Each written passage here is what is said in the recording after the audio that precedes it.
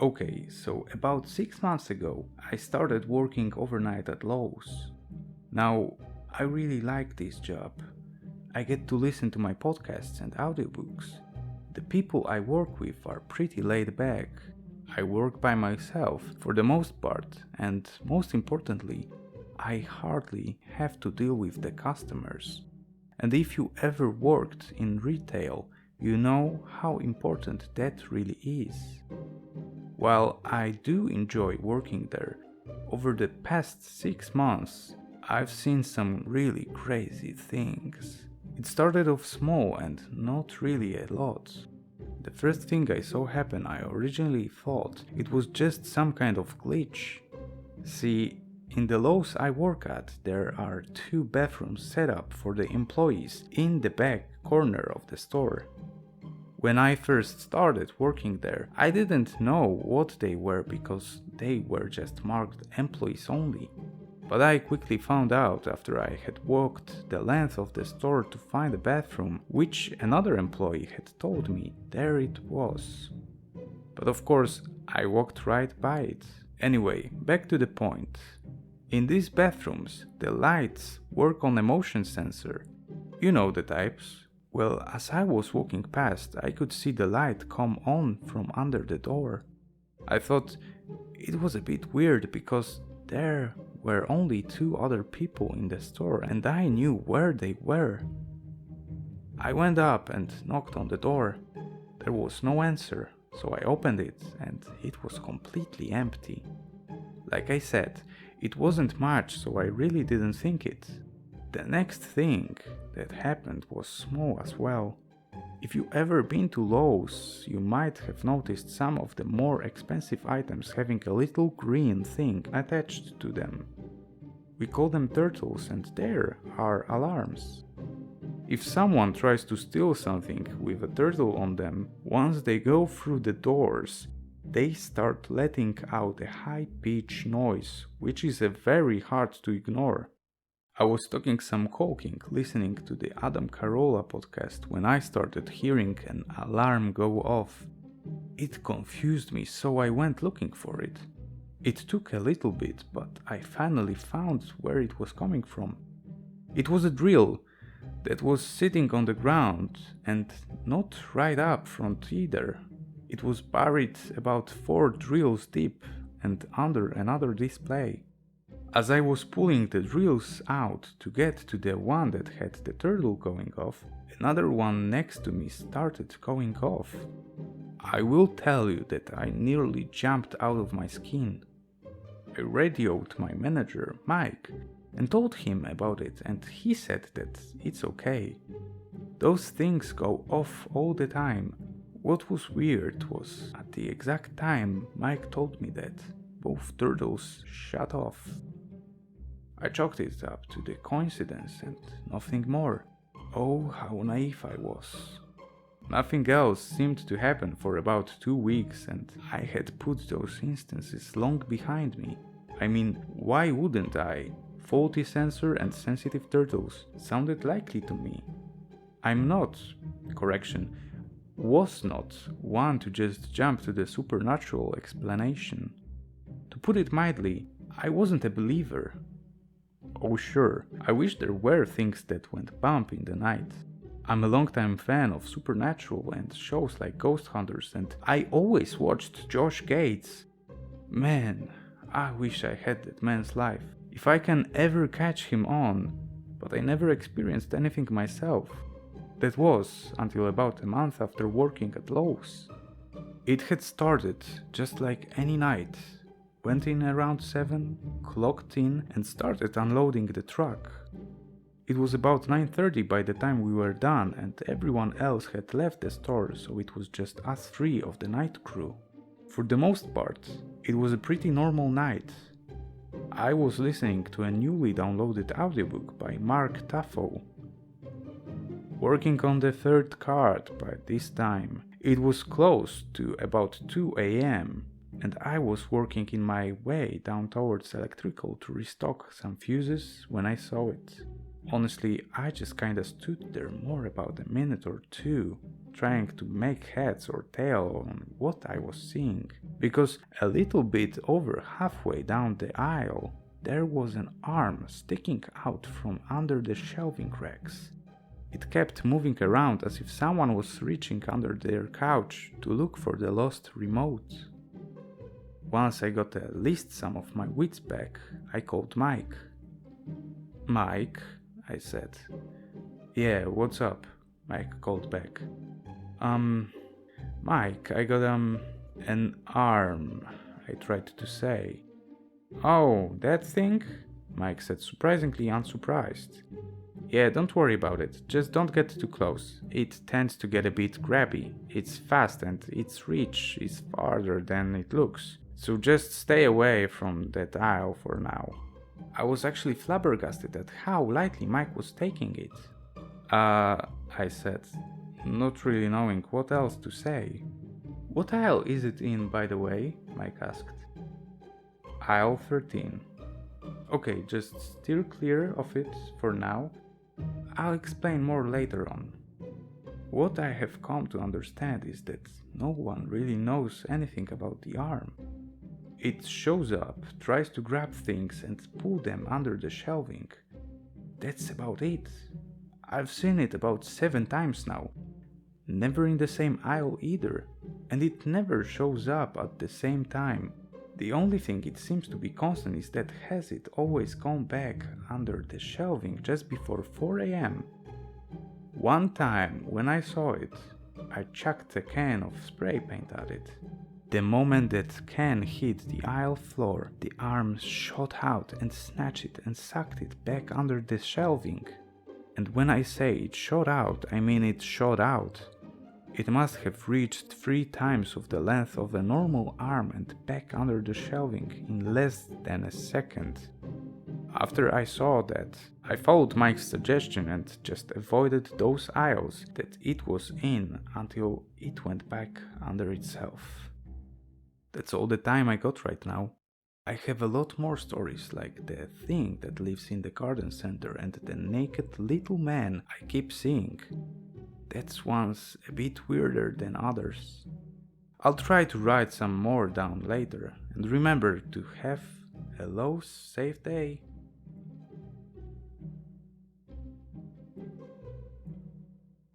Wow, I never expected the kind of response that I have gotten. Thanks to everyone that wants to hear more of my stories, and I do have a bunch. First, let me address a few questions about the arm from my first post. 1. The arm looks like a man's arm, no sleeves or tattoos of any sort. Though I can see that it has darkish hair on the forearm. I did notice one thing that seemed odd. It was missing its fingernail on its pinky finger. 2. Come on guys, it's almost 2020. I've already tried to take a picture of the arm. I mean, how could I not? It's a random arm reaching out from under a shelving unit. Well, I've got some bad news for anyone wanting to see the arm. It doesn't photograph well. As in, not at all. Whenever I tried to use my camera on my phone, nothing ever shows up. I tried to film it once, snatching something like it did the spray can. Son of a bitch just ignored it. That was until I stopped filming, then it grabbed it. That really had me worried when it did that, because that means that whatever the arm is attached to can think. I told Mike about not being able to film the arm and he wasn't surprised. He told me it doesn't show up on our security cameras either. He said he tried to let the day shift know about it once, and of course they don't believe him because there was nothing on the cameras. 3. I kept pushing Mike on the arm and he finally did tell me that yes, it did grab someone once. When I tried to get him to spill the beans on what happened, he just told me to make sure that it doesn't grab me. After that, he wouldn't say any more about it and told me to stop asking. I could tell that talking about it was really upsetting to him, so I'm just going to leave it alone for a while.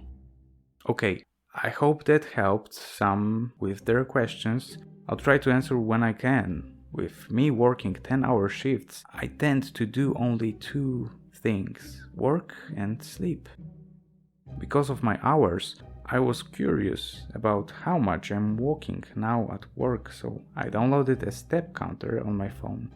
I can say I was a bit shocked to see I'm walking about 1200 steps a day. No wonder my feet always hurt. Anyway, no one is here to listen about me getting my steps in for the day. You guys want more stories, and I already hinted at the two in my last post. So I'll start with the thing that lives in the garden center. Alright, as anyone that has ever seen a Lowe's knows that they all have a garden center where they keep their mulch, stones and pretty much anything you might need plant or garden wise. Right now it's filled with Christmas trees, big and small, as well as other Christmas related plants. During the day it's a very nice place and feels very Christmassy. Anyway, at night, with the lights off, it can feel a bit spooky. No one in receiving likes to stock the garden center, so we take turns. Now, the question arises, why don't we like to stock the garden center? You can look back to the aforementioned thing that lives in the garden center. Someone from my last post suggested that it might be a garden gnome. And in all honesty, it might be. None of us has ever seen it, and from what Mike has told me, no one ever has. So how do we know it's there? Easy, we hear it and feel it. We hear it because the damn thing is always moving about. We can hear it scampering on the roof, on top of the racks, and in the ceiling scaffoldings. We can hear its feet slap the concrete as it runs through the aisles, always just out of view, or you see its movement just out of the corner of your eye. That's not even the worst part of it. The damn thing is always laughing when you walk into the garden center. Now, I don't mean like a full belly laugh or an evil maniacal laugh, but more like a snicker or a hushed giggle. You know the type, where you know a joke or just something funny about someone, but you want to try to keep it quiet. Yeah, that kinda laugh. It starts up as soon as you walk through the doors and doesn't stop till you leave. And wherever you go, its laughter is always behind you or beside you. Sometimes it sounds like whatever it is right behind you, close enough that you should be able to feel its breath. But if you turn around, there's never anything there. Other times it sounds like it's coming from the other side of the garden center, and it's those times you have to look out for. Why? It's so far away. Yes, it is, but that's when it chucks shit at you. Yeah, the little fucker likes to throw rocks or rubber parts and whatever it can get its hand on and lobs it at you. Luckily, it's a pretty bad aim, but if it does hit you, then it really starts to giggle. Telling it to stop doesn't help either. It's like when a kid tries to tell a bully to stop picking on him. All it does, it makes the bully double down, and that's pretty much what happens with the thing in the garden center. The best we can do is just ignore it. Still, the damn thing is unsettling as hell. The second thing I hinted at was the naked little man. Now, this motherfucker pisses me off to no end. As I'm thinking about it, maybe this is what the person said might be a garden gnome, but I really don't think so.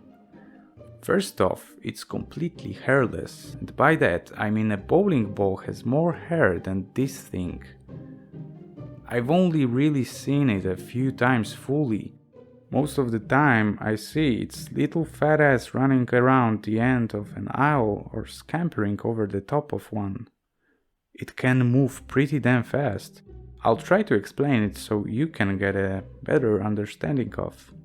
Thing is only about a foot, maybe a foot and a half tall, completely hairless, like I said before, fat and squat looking.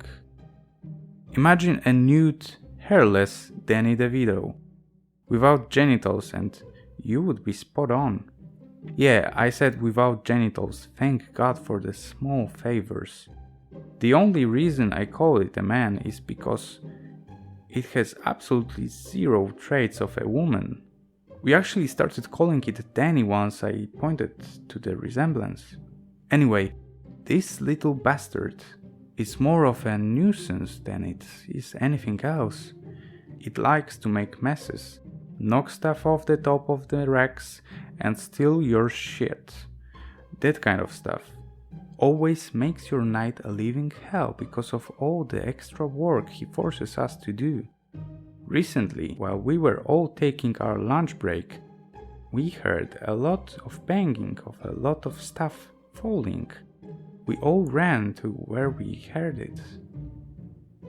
If you ever been to Lowe's around Christmas, you know that we display those tacky-ass blow-up lawn ornaments on the top of the racks close to the entrance.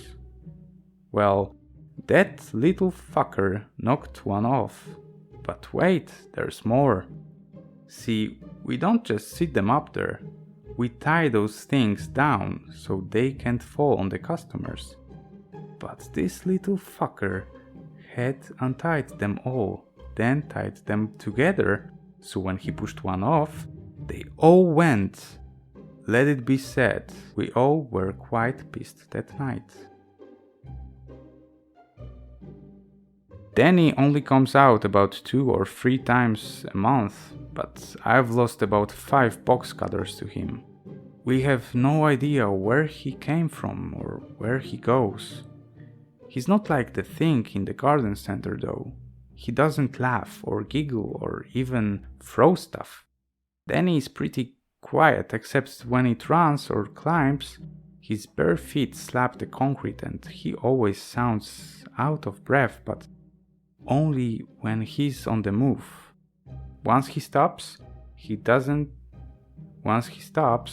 goes dead quiet.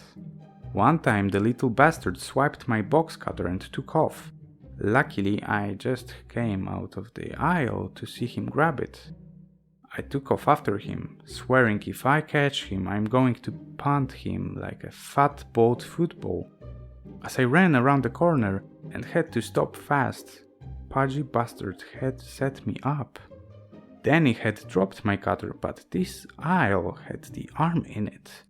And it was stretched disturbingly so as it was trying to grab my cutter, which was literally just outside its fingertips.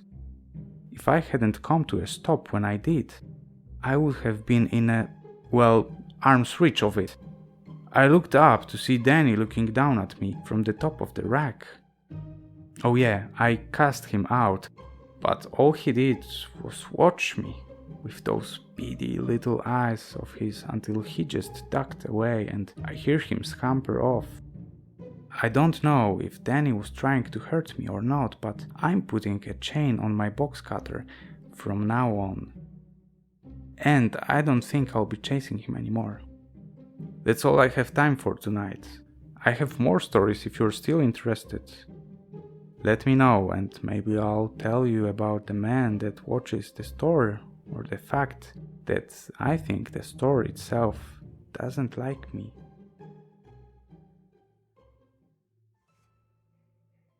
Okay, guys, holy shit, this fucking week. Boy, I got a lot to tell you, but before I get into it, everyone seems to want to know about the man that watches the store, or as someone else called him, the Watcher, which is what we started calling him just because it's very fitting. I noticed the Watcher about a month ago. I was outside stocking the garden center. Yes, that little bastard was running around giggling at me. I tell you, I can't wait till summer when I can try to stock the garden center before sunset so I won't have to deal with it. Right now, I don't have much of a choice with the sun deciding that a good time to set is at 4 p.m. Hell, my grandmother stays up later than the sun. I wish we would just get rid of this stupid daylight saving time. I mean, yes, it made sense when we used candles and electricity was being used by Edison to electrocute elephants, but Christ, do we really need it now? Anyway, while I was outside, I was over by the register area, putting away some large vases when I glanced out into the parking lot. It was there, at the far edge of the lot, just outside the reach of the lights, was a very tall and very large man. He was wearing what looked like a long dark trench coat with a wide brim hat, kinda like Reverend Kane's hat from Poltergeist 2. You know the guy. The only really creepy thing about the movie, except that this hat brim was really wide, like almost out to his shoulders wide. The collar of the trench coat also was popped, so his face was completely shrouded in darkness. To say that I was just a bit creeped out would be like saying Greta Thunberg only cares a little about the environment. I went to Mike about it back then and he just sighed with frustration. Don't worry, it wasn't at me. He told me that this guy shows up every year around the end of September, beginning of November, and just stand out there watching the store and tends to finally go away around the end of March. Mike told me that every night around 10 p.m. he'll show up somewhere just outside the property line, stand there all night, rain, snow, sleet, doesn't matter, and then he tends to disappear around 5 a.m. I asked him how many years has he been doing this, and Mike told me that from the stories he's heard, pretty much since the store first opened back in 2006. Has anyone tried to see what he wants? I asked Mike. Mike looked at me sadly. Yes, he said. Mike told me that a few years ago a young guy, one of those I ain't scared of shit types, decided to go and tell the creep off. He was never heard from again. The cops were called and a missing person report was made, but the guy was never seen again. And the watcher disappeared for the rest of the year and next. That was until November when he once again showed up. I was like, fuck, Mike. Is there anything else that might pop up that I should know about that could, I don't know, cost me my life? At that point, Mike informed me that come spring I should be on the lookout of an incredibly attractive woman that starts showing up and tries to lure you out of the store to have sex with you. Yeah, you guessed it. She doesn't want to have sex with you, and I'm not supposed to believe anything she says or does, and that it's best to simply ignore her. I told Mike that if a hot girl was trying to have sex with me, then I would already not trust her. Because that shit does not happen, and I mean ever. I haven't had a woman look at me like that for over 10 years, and I'm counting my wife in that. Alright. Now let me tell you how my week went. The first really fucked up thing that happened was last Wednesday. Shit got real scary and real serious that night. Let me set it up here. I was working a unique shift on Wednesday due to Lowe's being closed for Thanksgiving. See, unlike other greedy big box stores, Lowe's actually cares about their employees and as such does not open late night on Thursday to sell items that have been marked up then marked down so idiots feel that they need to get into fistfights over sheets. Oh yeah, I really saw that once on Black Friday. Let me ask you something.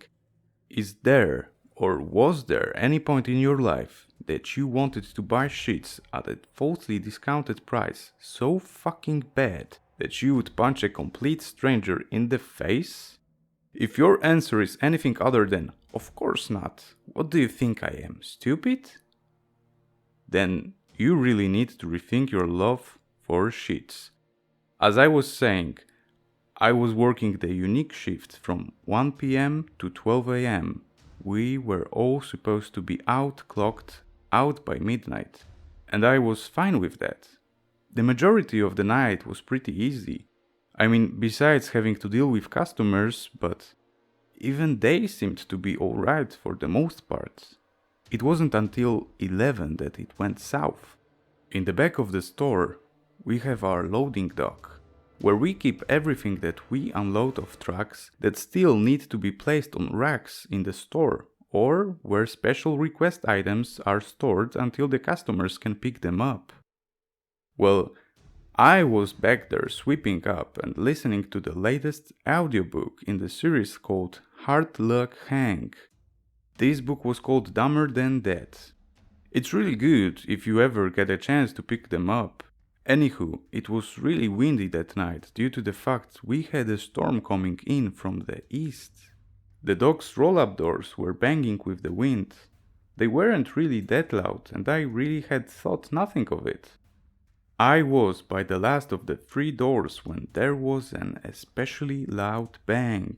So loud and unexpected that I actually jumped and dropped my broom. I didn't move for a moment, just trying to recover from the surprise. I went to grab my broom when the door banged again. I stood and started to back up. There was another bang, but it came from the middle of the 3 doors. It was at this point that Mike came running into the back. "What was that?" he asked. I just pointed at the doors, a little too shocked to say anything. Then came another bang, then another, louder and harder. "I don't think that's the wind," I said. We can actually see dents starting to form from the numerous hits. It was so loud that we had to cover our ears as our other coworkers come to see what the commotion was. When they came in, Mike and I seemed to snap out of our shock and rushed out. Our coworkers quickly followed. We went to the front of the store, but even from there we could hear the banging. Mike decided to call 911, and then he let us leave early. Needless to say, we all bolted. Mike stayed, but not in the store. He got in his car and waited at the road entrance to the store. On Friday night, when I went back in, I found out that when the police showed up, Mike went with them to the back of the store to see if they could find what was making the banging noise. Well, whatever it was long gone, but both doors were fucked up badly. So badly that they're going to need to be replaced. The managers talked to Mike and me about what happened and I told them everything I knew. I asked what did the security cameras catch, and they said that they got knocked out just before the door was attacked. "Yeah," I said, "attacked, because that's what it looked like. There were large dents and deep scratches all over the 2 doors. The 3rd door was untouched, because there was a trailer stuck in it that we were going to unload on Friday. This now leads me to my last bit of weirdness. See, while we were unloading the truck, we came across a small box with my name on it. Mike handed it to me but suggested that I shouldn't open it. When I asked him why, he said that everyone that works in receiving gets one of these sooner or later. He was actually surprised that it took this long. I asked him if he ever got one and he said that he did. "What was in yours?" I asked. "A tooth," Mike answered. "A motherfucking tooth," he said. He even said that it still had some blood and gum on it. Then I asked my 2 coworkers, John and Steve. "I got a box full of roaches, and not the good kind," John said. "I got, well, I am not sure what it was," said Steve. "It was just a red, wet, squishy thing." I shook my box. There was something definitely in there. When I asked where they came from, no one really knew. Mike suggested again that I just toss it, but after hearing everyone else's little prizes, I had to know. So, with my cutter, I slid the tape and opened it. It was a dead bird. A chickadee, I think. John looked into the box. "The hell," he said. "It moved." He wasn't lying, I saw it too. Well, the chickadee didn't move. The poor thing was dead, but something inside of it did. I quickly closed the box, grabbed the closest tape, resealed it, and tossed it into the trash compactor, turning it on. So yeah, that was my week. And that's all I have time for now. Heading to bed so I can forget this week ever happened. I'll keep telling you guys more stories of this crazy store if you want. And always remember, have a Lowe's safe day. I don't know how much longer I'm going to last at Lowe's anymore. Someone said in the comments that it sounds like things might be escalating, and I think they might be right. I think things are starting to get out of hand.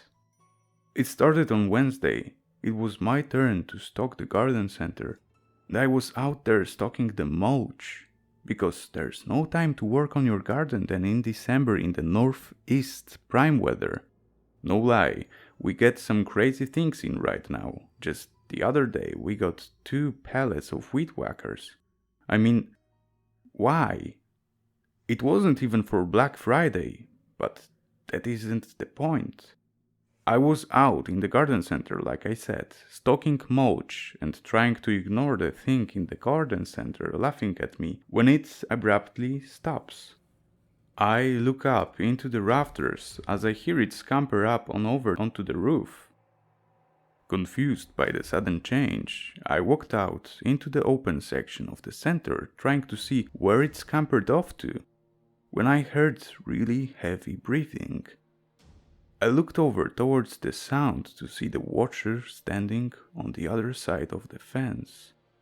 I stopped dead. I've never seen the watcher this close up. And apparently, the only one who ever has was never seen again. He has never approached the store before. But there he was, staring at me. I can tell he was staring at me because while his face was still hidden in the shadows of his high collar and hat, I can see light gleaming of his cold, hateful eyes. Now, I don't scare easily. Spooked and unnerved, yes, but scared? No. I will tell you what though. While I was frozen where I stood looking at this tall tower of evil, and evil is what this thing was, that if I hadn't already dropped a loaf earlier, then my pants would have been a bakery. Never before had I ever felt such a presence. I could feel my heart pounding so fast that I thought it would explode out of my chest, but at the same time, I felt as though lungs refused to work, as if my breath wouldn't leave me, as to not be in the same space as the watcher. Somehow, I was able to get my foot to move as I took a slow step backwards. Then he moved. Not much, mind you. He just grabbed the fence, but it was fast. So fast that I didn't even see him do it. One moment his hand was next to him, then bam! He had his fingers wrapped around the chain. The movement and noise made me nearly jump out of my shoes. I almost bolted, right then and there. But his hand caught my attention and held it for a second more. At first, I thought he was wearing gloves, but then I noticed the long grey fingernails. His skin matched his nails, except it was darker grey. I could also see that he was squeezing the fence. Let me just say that if anyone that has ever driven by a Lowe's understands that there is a tall fence that enclosed the garden center, and that it's made out of a pretty sturdy chain link. I mean, yes, you could cut it with a fence cutter, but that's what they're made for anyway. Well, the watcher had his fingers through the chain link holes, and as he was squeezing, he was bending the metal. I could actually hear the metal protesting against his strength. Well, as Beef Tannen said, I made like a tree and got out of there. I bolted for the entrance, closed the doors behind me and locked them. I called Mike and had him meet me in the back office. I told him what happened. He said that he's never heard of the watcher even doing anything like that. Fuck, Mike said. He's never even set foot on the property that I know of. We left the door locked and closed until it was closer to 6 when Mike had to open the doors. He told me he went to check out where I saw the watcher. He said it was gone, but he could see where he had twisted the fence up. The next thing to happen was on Friday night. It wasn't much, but somehow I think that it might be a lot more important than it seems. I was going to take my lunch break and I had stepped into the elevator. Now I know that it's a pretty quick walk up the stairs to the break room and offices. But my feet usually start to hurt around that my break time, and of course, I'm just lazy. I do take the stairs down all the time though. I feel that it's a waste to take the elevator downstairs because I at least have gravity on my side at that point. Plus, it's a lot faster to just run down a floor. Anyhow, I got onto the elevator and I was going to press the second floor button when I had to stop and stare. Where there were normally 2 buttons, now there were 3. This new button wasn't marked, but I could tell that it was very old and worn. Yeah, I have seen and read way too many horror movies and stories in my life. There was no way in hell I was pressing that button. I pressed up and went to my break and tried to forget about the new button. Thing is, it always show up now at least once a night. No one else has mentioned it, so I don't know if I'm the only one seeing it or if everyone else does, but they're just used to it. I asked Mike about it, and he had no idea what I was talking about. Now neither did John or Steve, so for now, that's the nope button to fuck that floor. This next thing, if I ever see it again, I'm done. It happened while I was stocking electrical.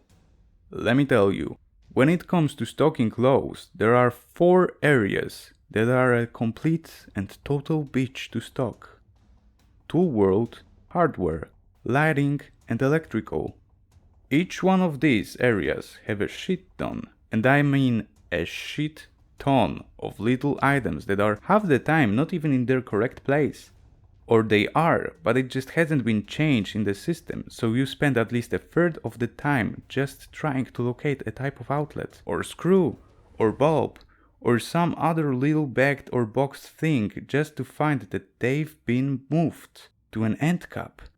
Or they're just a new item. It's a real pain in the ass. Anyway, I'm getting off topic again. I was in electrical trying to locate some tiny fuses. I was getting frustrated because even though I was where the fuses were supposed to be, I couldn't find the one I was holding. So I decided to walk the aisles and see if I might happen to come across them.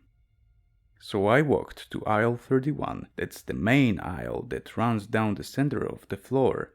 I saw a large, reddish-brown pool of something on the floor that wasn't there before.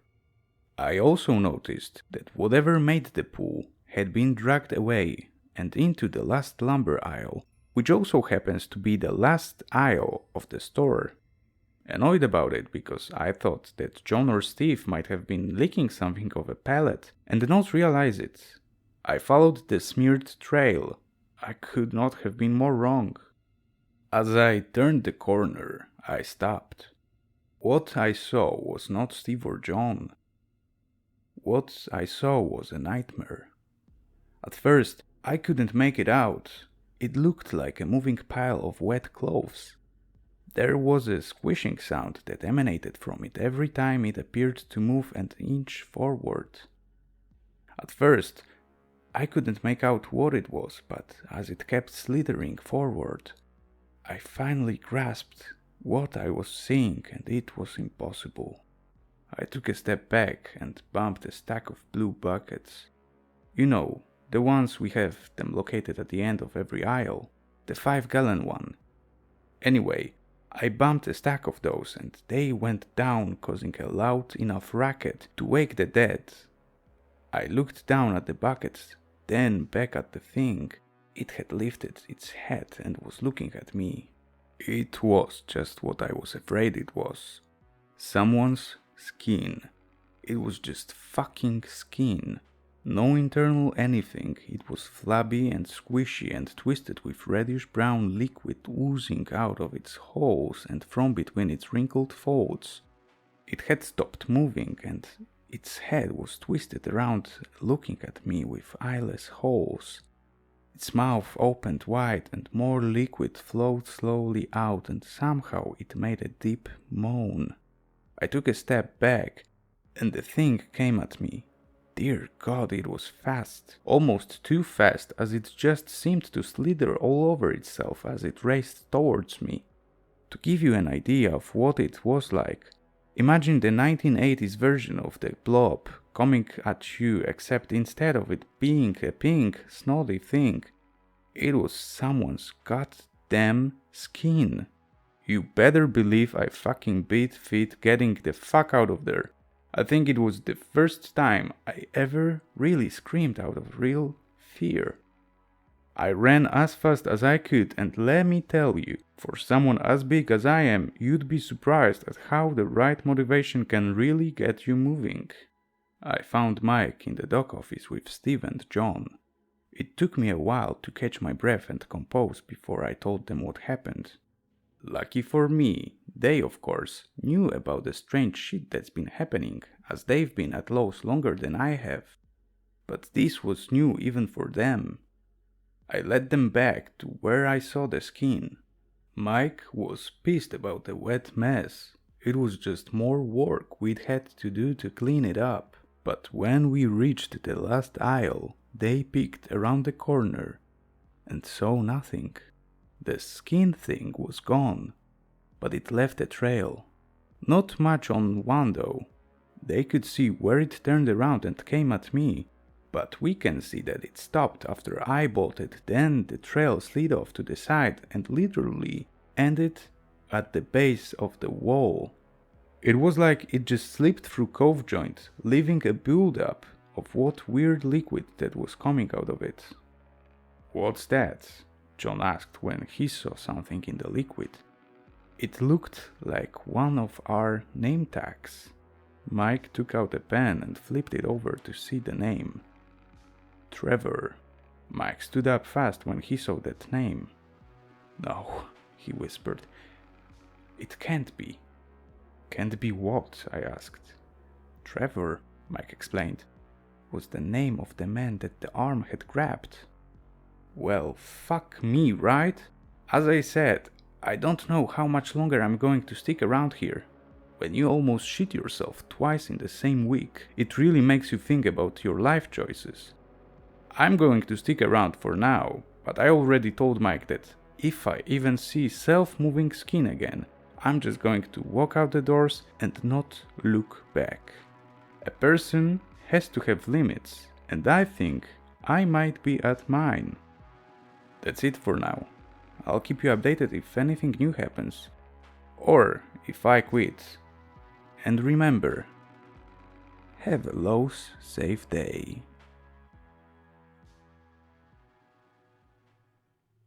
Sorry, yeah, I know, it's been a while.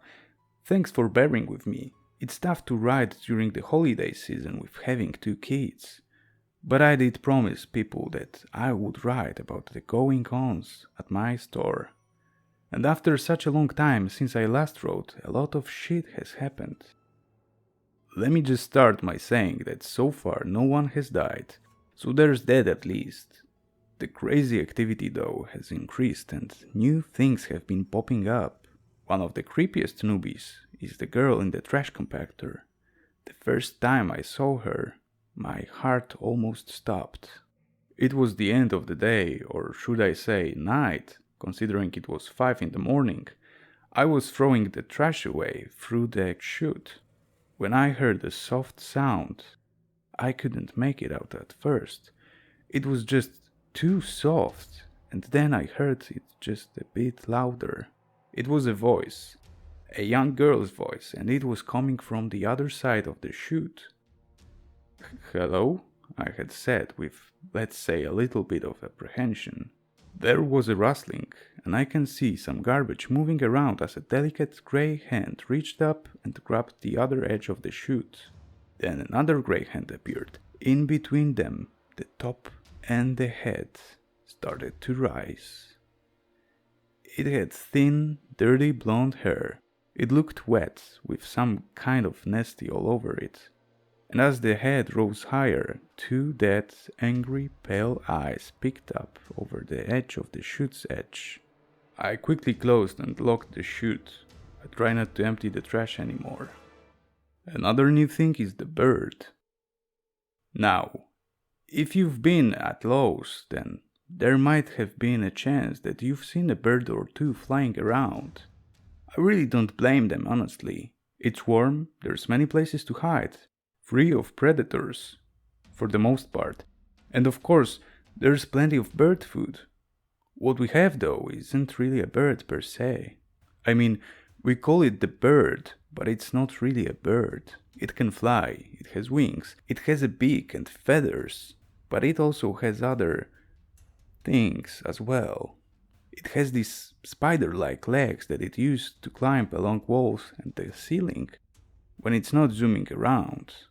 I one time saw it spin a web in the corner of the store. It caught another bird, which it ate, and I wish to God I didn't see that. It caught the bird, jabbed it with its 2 front legs, and its head split open, showing multiple wiggling things, which it inserted into the flapping little bird. I watched in horror as the bird seemed to deflate and then melt. I had to turn away and swallow a verb. Now, you may not know what a verb is, but I damn near guarantee you that you've done it. Let me explain. It's simply vomit plus burp equals verb. So yeah, after I saw that thing eat, I had to swallow that little bit of partially digested nastiness. Not a good night. Then there was the night that the power went off. This caused me some undue nightmares. But, you might say, it's just a power outage. Anywhere else I would agree with you, but have you ever been in a big box store during a power outage? It's creepy, like it's almost an act against nature for those kind of stores to be without power. Well, this, unlike anywhere else, is my Lowe's. And of course, when the power went out, the strangeness started, but I am getting ahead of myself. It was just before Christmas, and all through the Lowe's not a customer was steering, not even the DIY hose. Seriously though, I was stocking over in plumbing, and I tell you that plumbing can be just as annoying as tool world or electrical. Not all the time, but when you get a shipment of joints and connectors, then you're going to be there for a few hours. Good thing I had a new audiobook. As I was saying though, I was stocking plumbing, minding my own business when BAM! Total darkness. And I mean total. I waved my hand in front of my face. Nothing. My first thought was simply, fuck. Without hesitation, I pulled out my phone and switched on the light, and I was suddenly in Outlast. My other phone, it's called a Zebra. It's our in-store phone that can be used to look up prices or locations and let us call each other.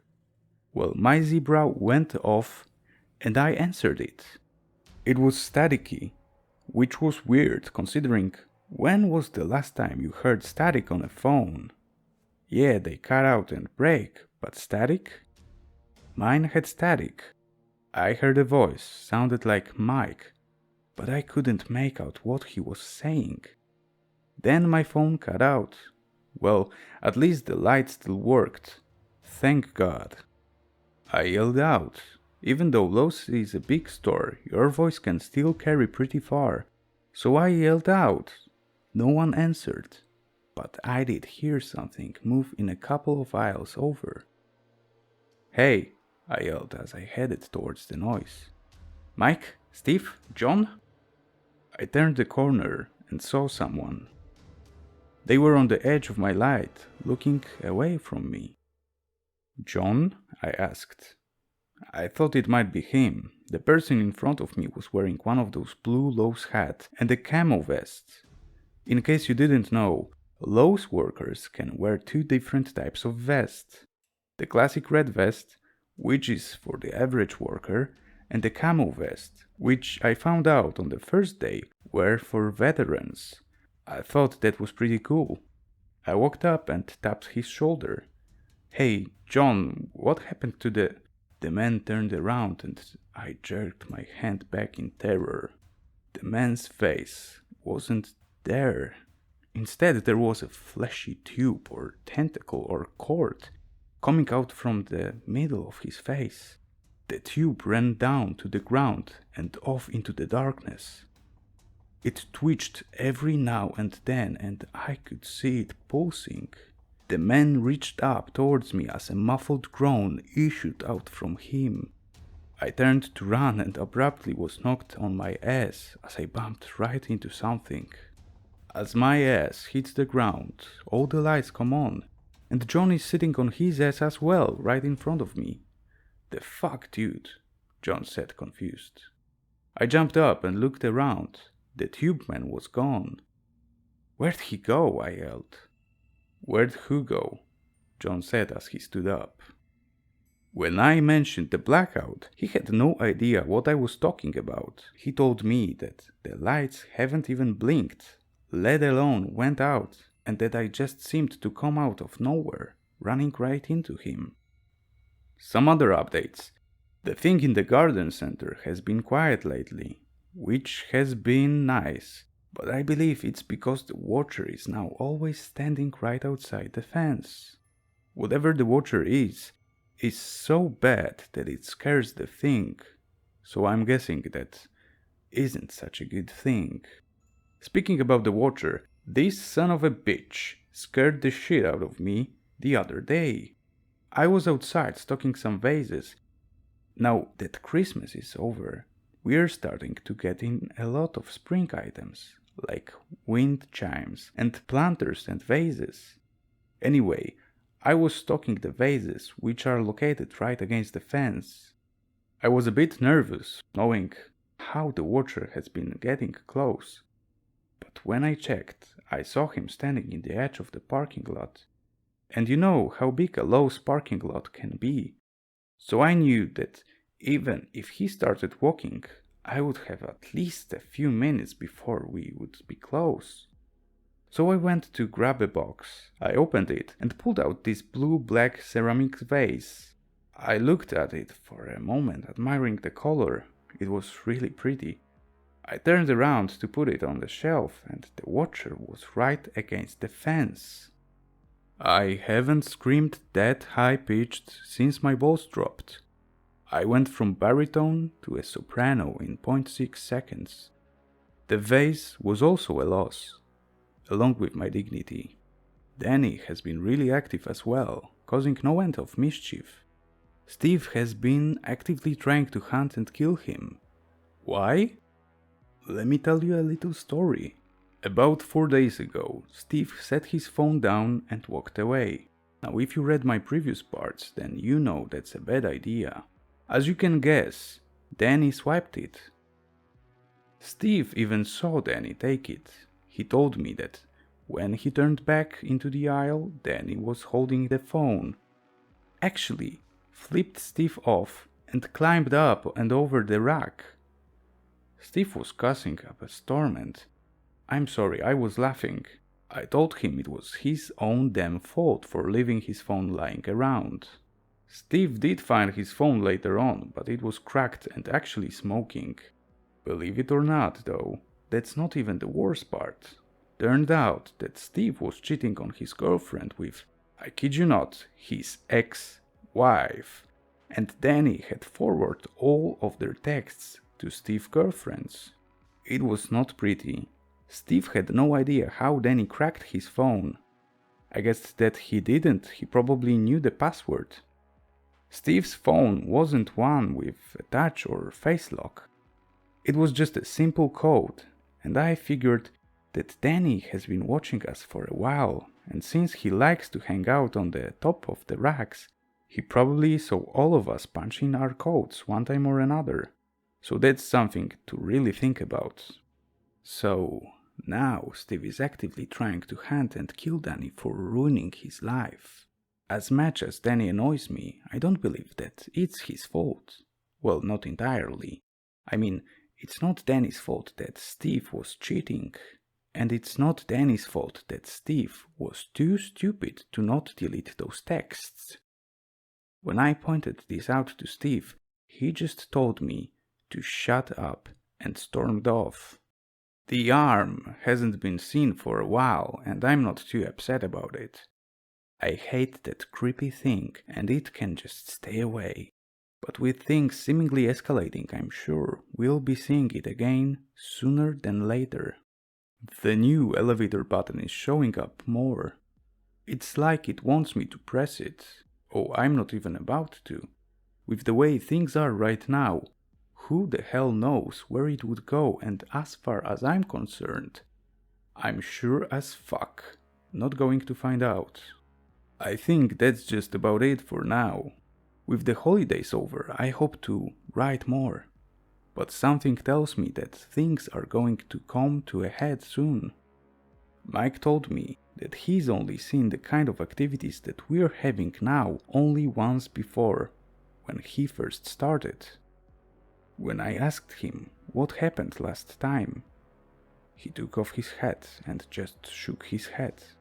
If, and I mean if, it comes to a head, like last time, Mike said, one or more of us might not make it out.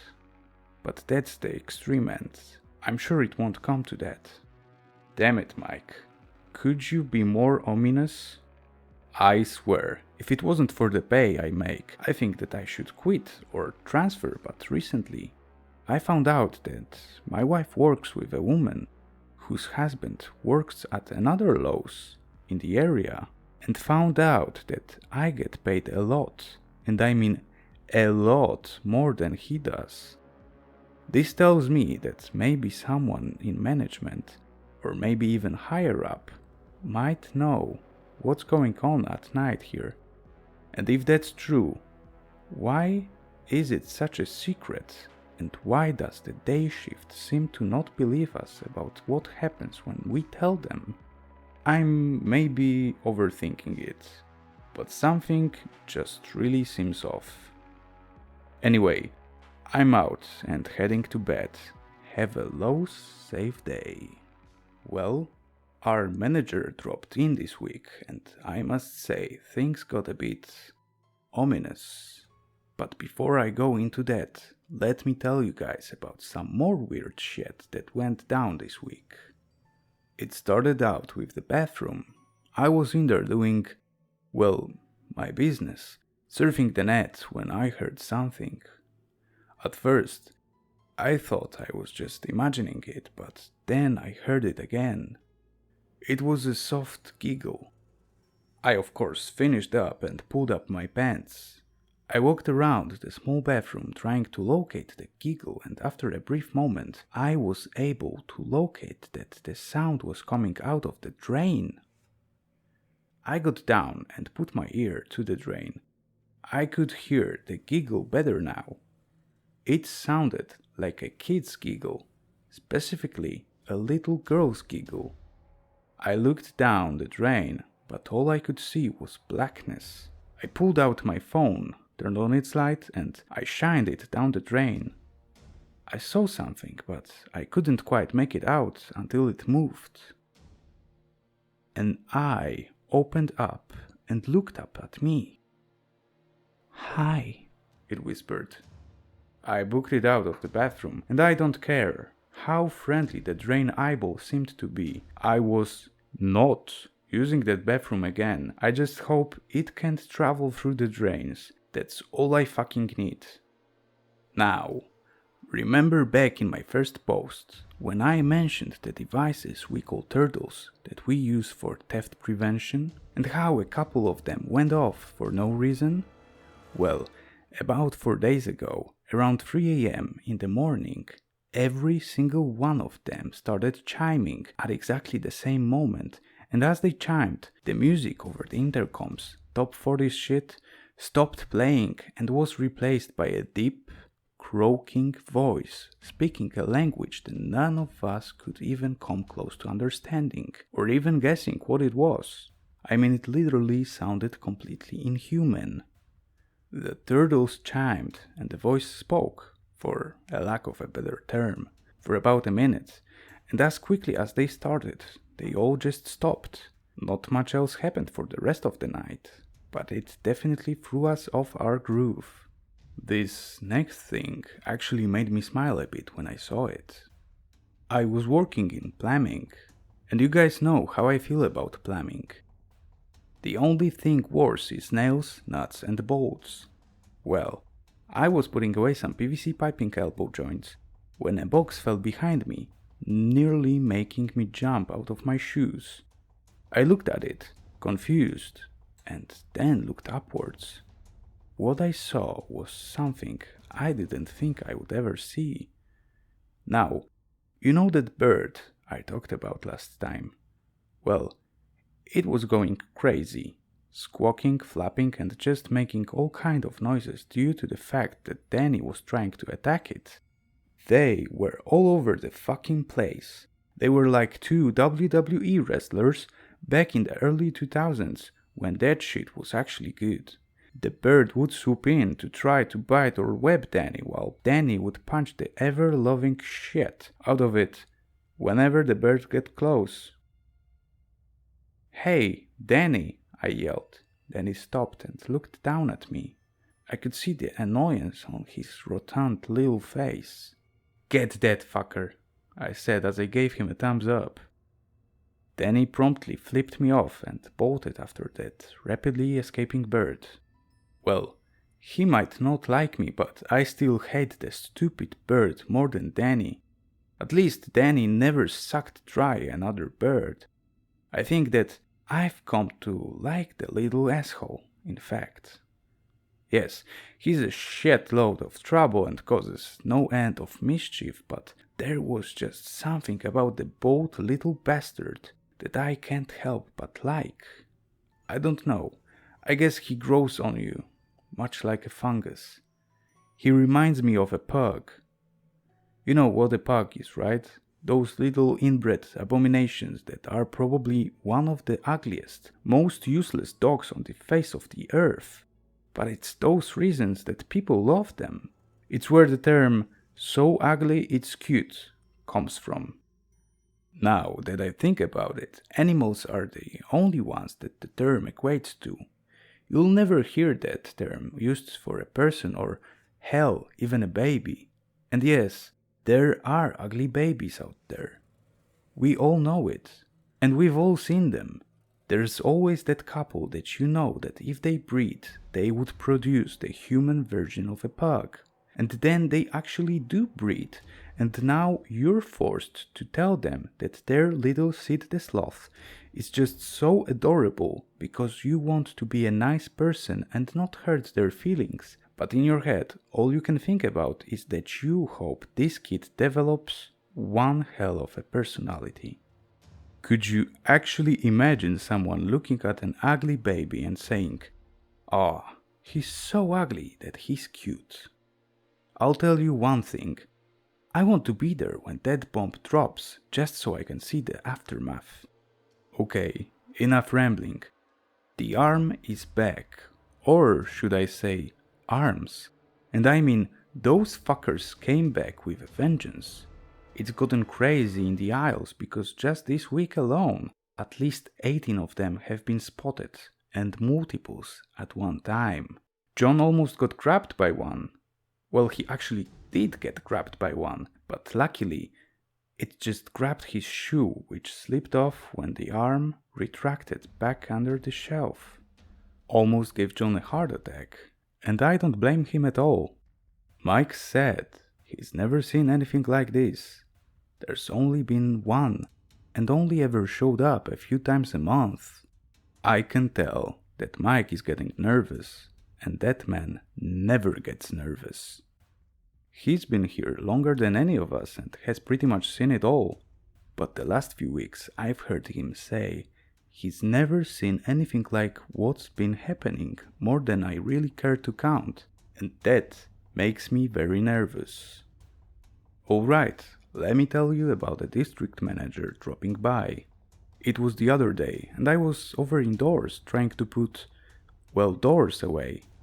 And I was trying to locate the correct place for them to go, which was proving incredibly difficult because someone during the day shift decided that it would be a great idea to switch around all the doors, but not the price stickers.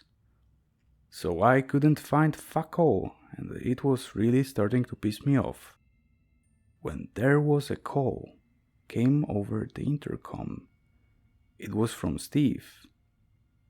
"Hey guys," he said, "can everyone come out to the garden center?"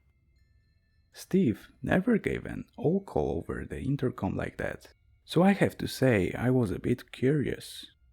I walked out to aisle 31, or the middle aisle I should say, and headed to the garden center. I bumped into John as he came out from lighting. "What's going on?" he asked me. "What do you get when you cross an elephant with a rhino?" I asked him. He looked at me slightly confused. "What?" he asked. "Elephino," I told him. "Let's just see what he wants." As we approached the sliding doors, we could see Steve standing out on the open section of the garden center. "Hey," said John, "it's snowing." There it was. Heavily, too. We could see it accumulating as we watched. Mike walked up next to us. "Is that lightning? And what the hell is he looking at?" Mike commented. That's when I noticed a few more things. Steve was looking straight up at the snowy night sky as what looked like green lightning lit up the garden center. How did I not notice that before? We slid the doors open and walked out. As we approached Steve, all of our eyes looked up and we all came to a stop. "Dear God," whispered John in horrified awe. Above us, there was a blizzard roaring, unlike anything we've ever seen before. The clouds lit up with dark green lighting. But that really wasn't anything compared to what else there was. Silhouetted within the clouds of the storm showed only when the lighting flashed. There was something large. No, not large. That's not the right word for it. It was something enormous. So big that it filled every inch of the cloud and lightning-filled sky. It looked like long, slow-moving cords or tentacles, covering from horizon to horizon. Oh, and when I said roaring before, I meant it. The sky was literally roaring. "John," I said, "call your wife. See if she can see this." John pulled out his phone and called his wife. I knew that she was a night owl, and we had a good chance that she might still be up. I took out my own phone and pointed up towards the sky to see if I could get a video of the madness that we were witnessing. And, of course, all I could see on my camera was falling snow. John hangs up his phone. "Well?" asked Steve. "She can't see anything," John said as he tucked his phone back into his pocket. "Well, that can't be good," someone else said. We all jumped a foot at the new voice behind us. We spun around to see Todd, our manager, looking up with his hands behind his back. "Todd," Mike said, "when did you get here?" Todd looked away from the sky and to Mike. "Just now. Can I speak to you, Mike?" "Of course," Mike said. Todd turned to us. "All right, everyone," he said. "I know it's weird, but I need everyone to get back to your jobs for now." "But," I said, pointing up, "the sky monster?" Yes, Todd said, waving me away. "I'm well aware. Just please go back to what you were doing. I'll talk to you all in a moment." We all looked up once and then headed back in. "Wait," Todd said. "Stay away from Tool World. There was something squishy over there." Well, I can give a guess what or who that was, so we all headed in. And I went back to try to finish doors. It wasn't very long though before Todd showed up. "Can I speak to you?" Todd asked. I pulled my gloves off. "Sure," I said. "You've seen it, haven't you?" "You got to narrow that down a bit, boss man." "The button." "Oh," I said. "Yeah, I've seen it." "And you haven't pressed it." "Why would I?" Todd shrugged. "Curiosity?" "I'm not that curious." Todd sighs and rubs the bridge of his nose. "Listen, the store has chosen you." "Chosen me?" "Yes, and you need to press the button." "Why?" "Because if you don't, then things are going to keep escalating until what? Until they don't stop, and then it'll be too late." "Too late for what?" Todd just looks at me with a sad face. "That's up to you, but I would advise you press the button and do the right thing." Todd turns and walks away. Well, what the actual fuck, Todd? Do the right thing? Last time I checked, this wasn't a Spike Lee joint. What am I supposed to do with that? The store has chosen me for what? Why? Why me? Okay, this job has just gotten a lot worse and a whole lot more intense. I have absolutely no idea what I should do. If anyone has any suggestions, I am more than open and willing to hear them. And so I guess, until I can figure stuff out, everyone try to have a Lowe's safe day. Okay, first, just let me say that I'm writing this from the hospital. I'm okay for the most part, though I can't say the same for everyone. But before I get to the end, let me start from the beginning. The day it really went sideways started out like any other day really. I showed up at 9, put my lunch away, grabbed a Mountain Dew, sugar-free Mountain Dew that is. God, am I grateful for that. I need to cut back on my sugar intake, but I hate Diet Mountain Dew. Shit tastes like total ass, but this new sugar-free Dew tastes only just a bit of, kind like mountain lighting from Walmart. Anyway, I grabbed my Dew and headed for the dock to see what's going on. The night was running normally. I was told to take care of the electrical today and had only 3 pallets. Not really that bad, to be honest. It looked like most of it was fans and lamps, but there was one pallet that had a shitload of little things on it. You know, things like switches and plugs and whatnot. Anyway, I had just got done separating the pallets into the aisle location when I noticed it was getting close to midnight, and that means I was getting close to my first break. So I left my items where they were in neat little piles all over the floor and headed to the dock to grab my charger. Well, not really my charger, more like the communal charger. I started listening to a whole bunch of new podcasts, and I like to keep my phone as charged as I could. But since I use wired headphones, I really couldn't charge it while I listened to it. I used to have Bluetooth headphones, but I ran over them with my car. Really pissed me off when I found it the next day in a shitload of little pieces all over the road. I know, we sell these pocket chargers that use batteries. They're pretty damn cool, to be honest. And I've been meaning to buy one for a while. I just haven't gotten around to it yet, so I charge my phone for the half hour that I take my lunch and the half hour for my second break, which gives my phone just enough charge to last till 6 a.m. when I get done.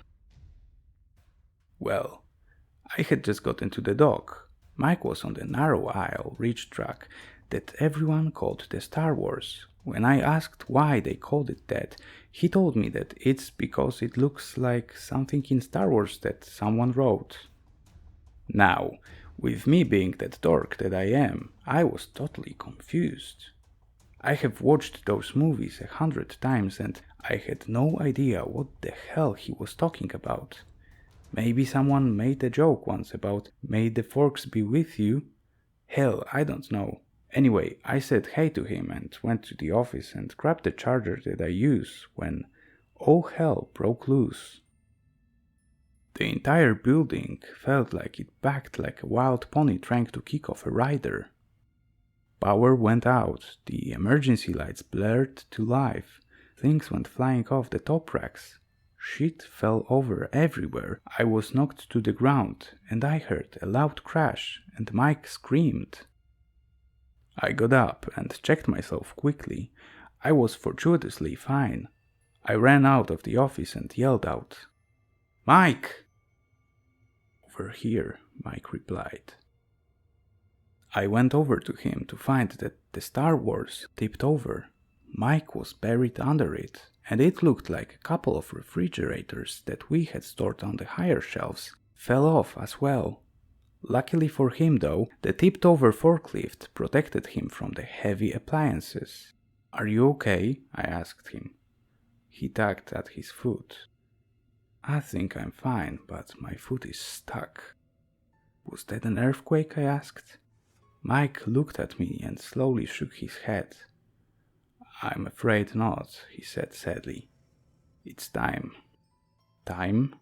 For you to decide," he said. "Decide?" I said confused. "Decide what?" There was a loud bang that made us both duck in alarm as something smashed into the dock roll door.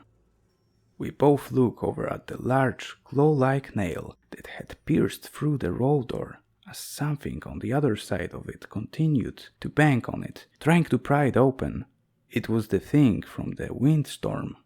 Mike turned to me quickly and yelled over the noise. "You have to decide what's important to you. You have to press the button and make the choice." "But," I said, frozen. Everyone is at stake," he yelled. "You have to run." The sound of metal scraping and peeling hit us as other claws started to pierce the roll door. "Run!" Mike yelled one last time, and just like that I was off. "Press the button!" I heard Mike yell after me as I sprinted out of the dock. I turned and ran down the right wall. As I passed the aisles, I can see in the dim lights what looked like hundreds of arms reaching out from everywhere. They came out no longer from just the bottom shelf of the rack, but from every shelf and every rack. Within some of those aisles, I can see that they had a hold of something. I at first thought that they had John or Steve, but then I noticed that those bodies had those cord things coming out of their faces. It was just like that thing I saw during the power outage close to Christmas, and the arms were ripping them apart. I tried not to look at the gory messes as I ran past, but I could hear it. The wet ripping, the squishy plops, and the hard snapping. Dear God, as if I already didn't have enough nightmare fuel in the tank. I ran up to aisle 31, our middle aisle, and it was clear of arms. I had just taken my first steps to run when the garden center's doors exploded. I ducked, almost falling in shock. I looked behind me as the watcher stepped into the store. His eyes focused down on me as he reached out towards me. I was frozen to the spot. I had to move. I had to run, but my fucking feet weren't listening. Fucker! Both the watcher and I turned our heads to see John run up and smash a 10-pound sledgehammer into the head of the watcher. The watcher span and fell to one knee, dazed. John looked at me. Go, he said. I got a big bad here. You sure? I said with more trepidation in my voice than I cared to admit. The watcher started to stand, but John roared and overhead slammed the sledgehammer into the watcher's back, sending him to the floor. John winked. This, old marine's got your back, son. I nodded and took off down the aisle.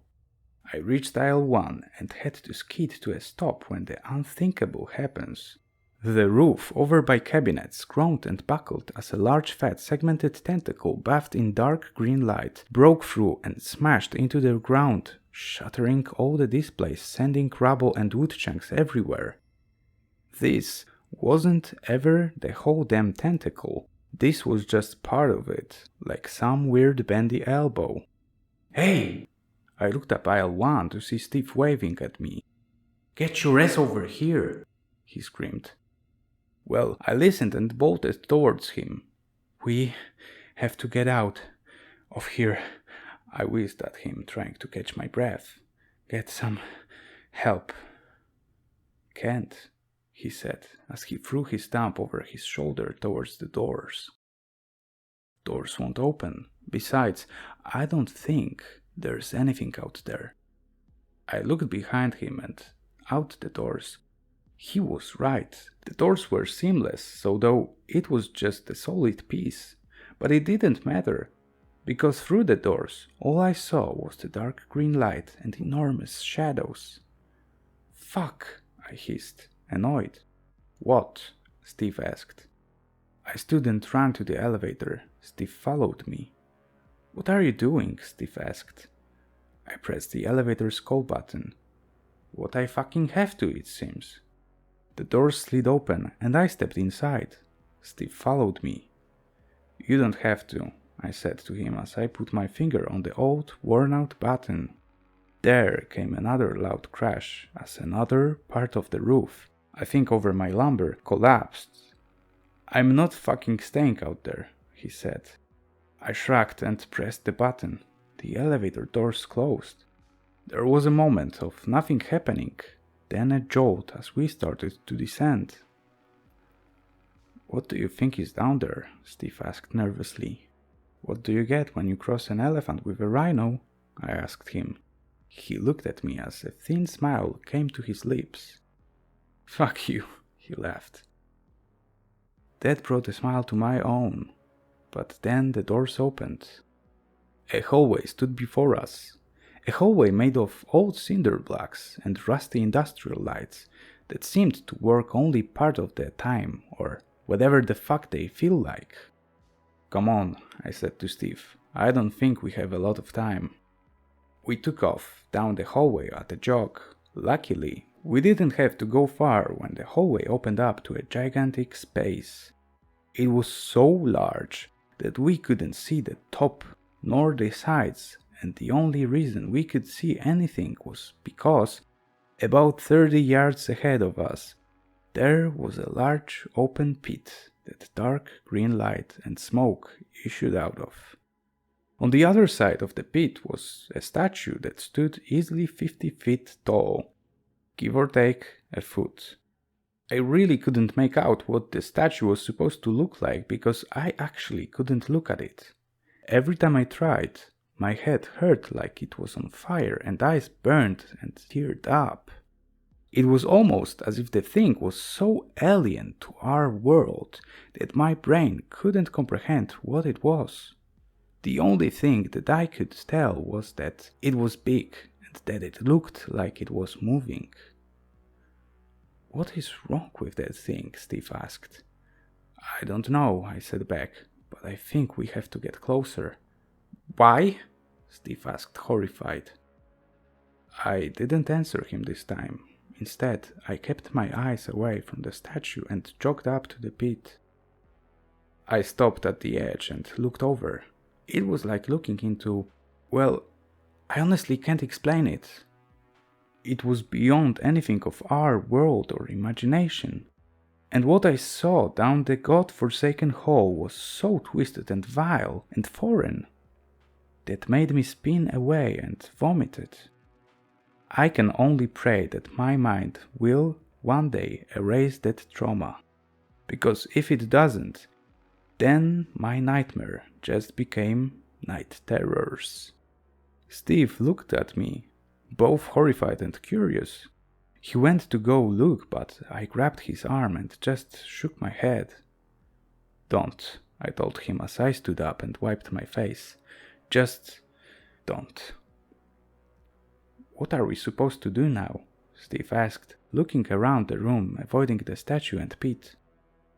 A voice suddenly boomed from all around us. The chosen one must choose. Jesus Christ, Steve yelled in surprise. Choose what? I yelled back into the darkness. I have no idea what I'm supposed to choose. Look at me, boomed the voice. Oh God, no, I didn't want to look, but I could feel my head being forced towards the statue. I tried to close my eyes, but it wasn't working. I fought it with everything I could muster. But I knew that I was in a losing battle of wills with a thing older and maybe more powerful than God. My eyes were forced open upon the grotesque statue, and fire erupted in my head. It was as though someone took a hot soldering iron and slowly pushed it into my eye. I screamed as knowledge that no mortal was ever supposed to possess was forced into my weak, mushy human brain. It was only a second, but it seemed like forever until the accursed thing let me go. I collapsed to the ground, curled up into a fetal position. I'm not sure if I did or not, but I think I might have cried out for my mommy. Steve came over to me and shook me gently. Trent, he asked, you okay? I slowly looked up at him. He looked red. Jesus, you're bleeding from everywhere, he said. Turned out that being force-fed otherworldly information caused all the orifices in your head to spontaneously bleed. Who knew, right? I know, I whispered. I know what I have to do. I know why the store chose me. I did too. I finally understood why the store had picked me and what was going on. It was so strangely clear. I slowly started to stand up with Steve helping me. I know what I have to do, I told him as I stepped up towards the hall. I heard Steve sigh, but for some reason it was tinged with sadness. I had hoped that you wouldn't figure it out, he said. I turned around to him, confused. What do you... I stopped talking because my attention was solely on the gun Steve was pointing at me. Steve? Steve shrugged. Sorry, he said.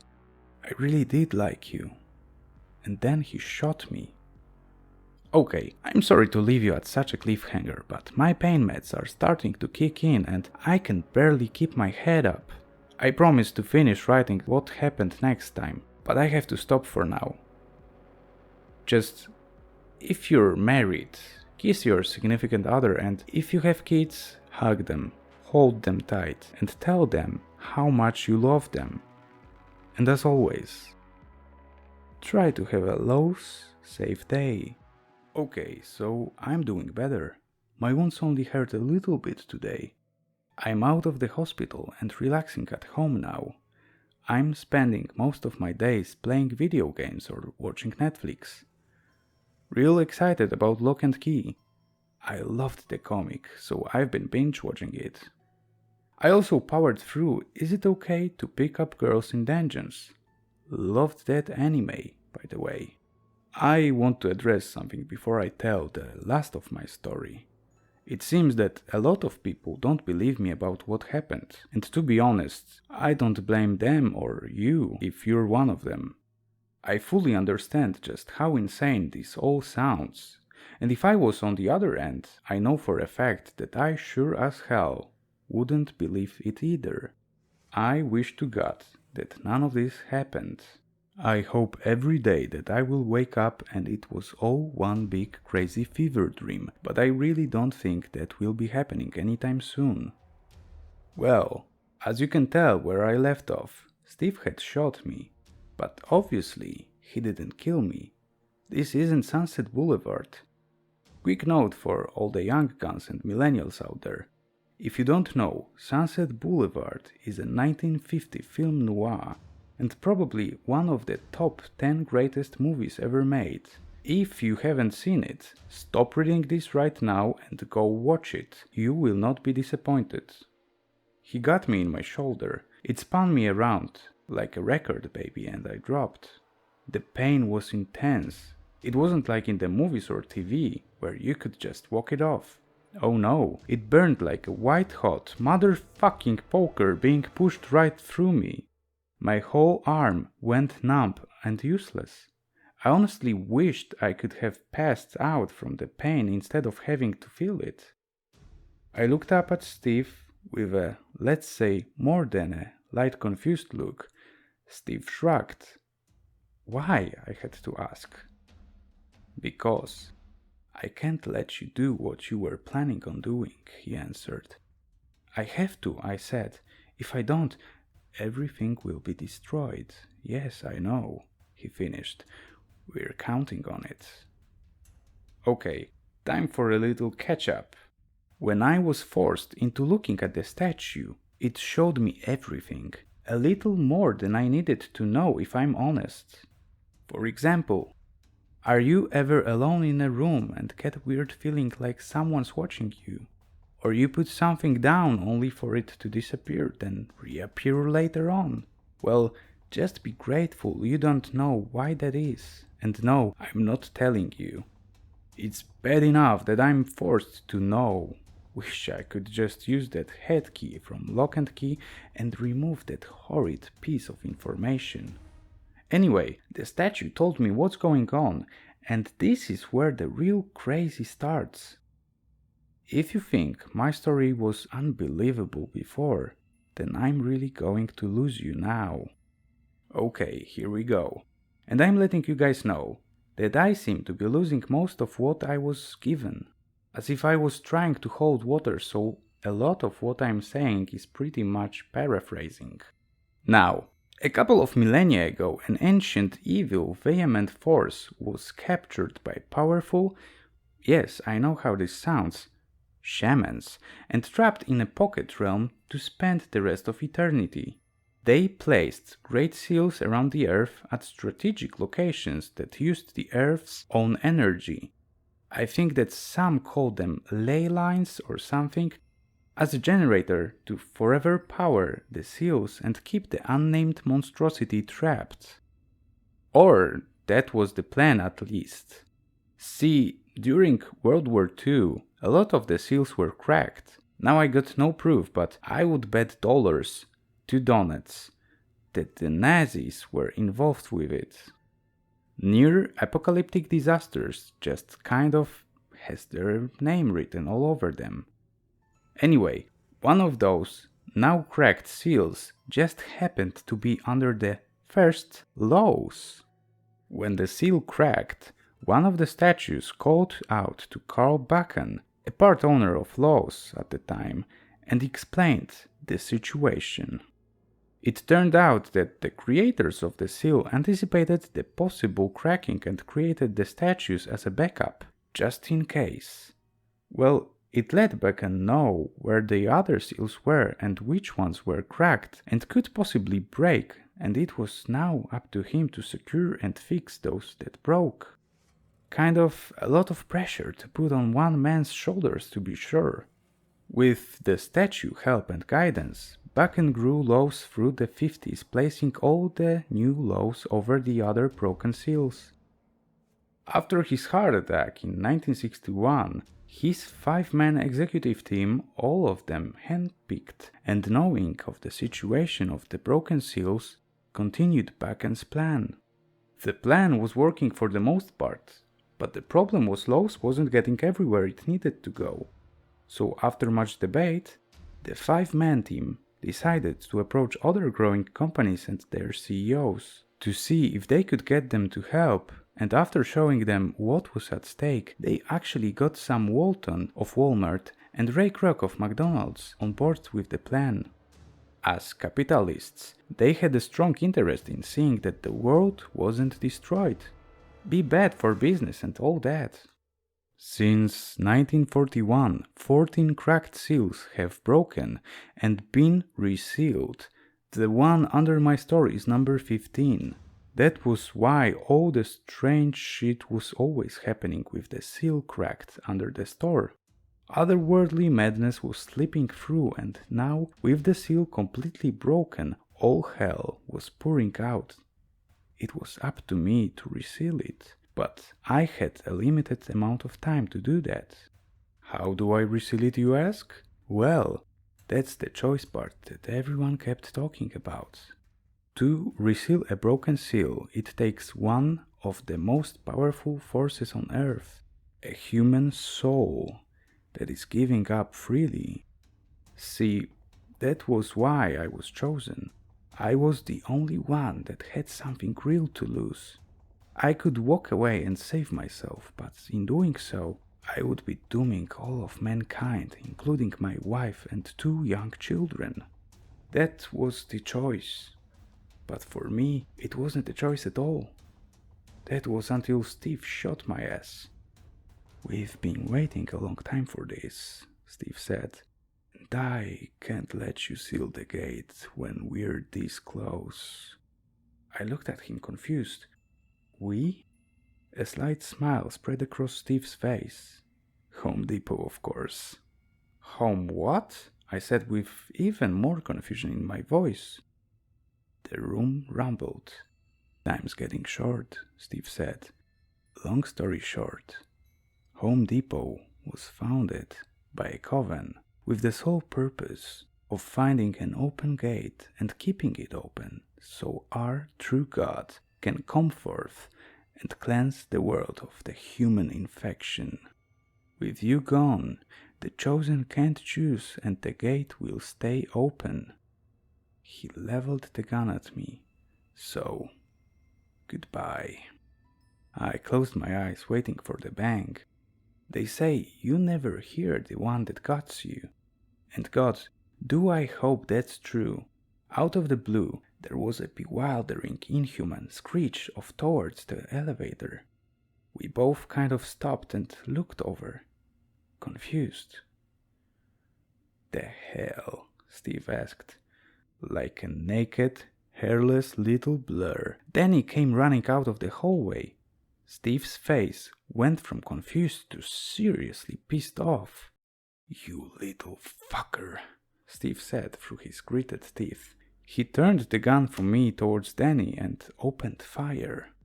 Danny zigged and zagged like a fat squat fly avoiding a swatter. He ran right up to Steve, and just as Steve's gun clicked empty, he jumped up and, Lord have mercy, beat down hard on Steve's crotch. Steve cried out in anguished pain. He dropped the gun and started punching his crotch, trying to pry Danny off his twig and berries. I stood up and watched the crazy scene playing out in front of me. Then an idea came to me and I prayed to God that it would work. Despite the pain from the hole in my shoulder, I took off towards the screaming Steve and ran straight into him, knocking him off balance. He stumbled back, spun his arms trying to maintain his balance, but I could tell he was on the losing end of that battle. Then he lets go of Steve's snozzberries as Steve totters to the side of the abyss. "I give this so freely," I whispered as I ran up and pushed Steve one last time. as he toppled and screamed as he fell over the edge and into the dark green hell. The whole cavern shook and rumbled as rocks from an unseen ceiling high above started to fall. I looked down at Danny. "Elevator," I said as we both started running. "Too bad I didn't make it there. I think a rock hit my head or something because there was a sharp pain from my head and I completely blacked out, and when I awoke, I was lying in a hospital bed with my wife sitting in a chair watching the news." "Hun?" I asked weakly. My wife startled and jumped to my side. I asked her what happened and how I got here. She explained to me that while I was stalking, somehow a toilet fell from its stored location and on my head, which caused me to dead fall on a pickaxe. I'm not sure where she got that story from, but I think that it would be the best if she kept believing that story. The rest of the day went by normally. I saw my kids and the rest of my family as they all swung by to say hi. The doctors come by to check on me and see how I'm doing. My wife brought me a foot-long meatball sandwich from Subway, my favorite overall. It was pretty nice. When visiting time was over, I went ahead and sent my wife home with the kids so she could get a decent night's sleep. That's when I got 2 more visitors. I had just sat back and was getting comfortable when there was a knock on my door and 2 people came in.